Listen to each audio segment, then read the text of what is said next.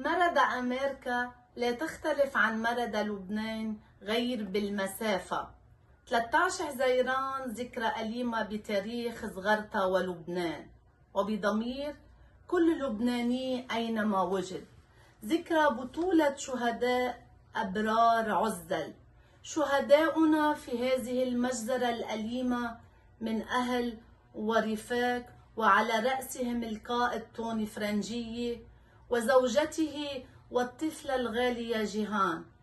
كانوا ضحايا حقد وضغينة متغلغلة في النفوس، وليس اختلاف بالرأي أو بالتوجه السياسي. معالي الوزير الحبيب سليمان فرنجية بادل الإجرام بالعقلانية والحقد بالمسامحة. المسامحة هي من شيم الأبطال.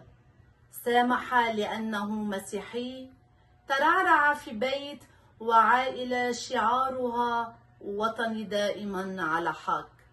كان وما زال الأمين على إرث جده المرحوم الرئيس سليمان فرنجية. وبالعامية بدي أقول المسيحي الأول ما بيكون بالعدد، بيكون بالعقل والإيمان بالوطن. الله يرحم شهدائنا وشهداء وطننا لبنان.